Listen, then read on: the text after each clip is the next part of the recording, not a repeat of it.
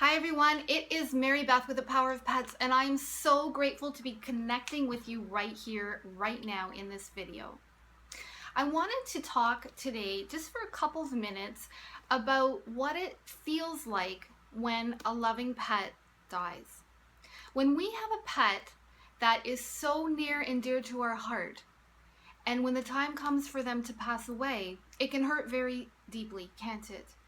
And the reason why I wanted to do this video was I wanted to talk about something that we as a society across the world doesn't seem to quite get yet.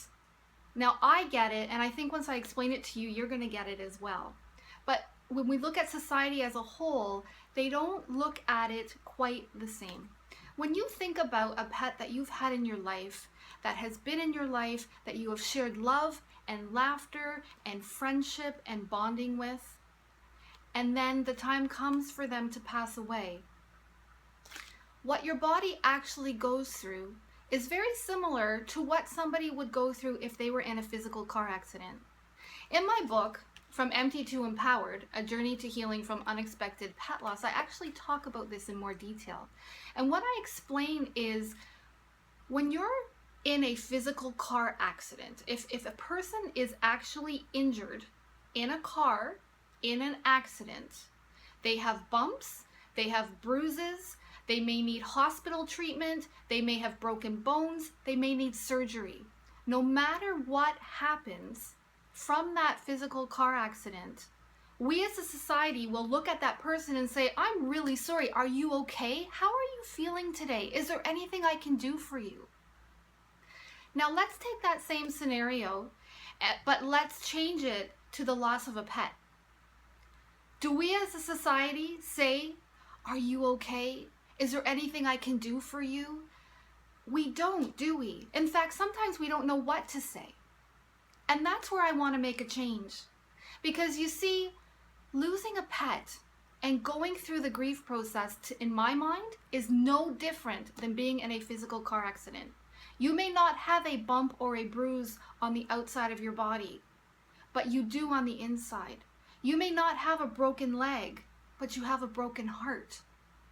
Our nervous system, our emotional system, and all of our systems that govern our body are affected when it comes to grief and loss. So I share this with you today because if you are healing from the death of a pet, it may have been a recent one, it may have been years ago. Healing takes time, and it's a process. And I share this with you because sometimes we start beating ourselves up, and we start saying, I shouldn't be feeling this way. Maybe I should be over it by now. Maybe somebody's telling us it was just a dog, it was just a cat. You should be over this by now. Maybe you should just get another animal. Right? Can you relate to any of these things?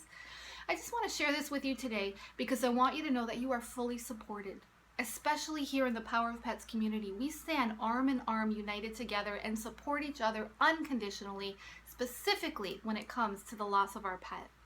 So I want to invite you to be kind to yourself and be gentle with yourself and remind yourself that if you are grieving right now, what you are going through is valid, it's normal, and it's natural, and it is important. It's important to give yourself the time, the care, and the support that you need to heal.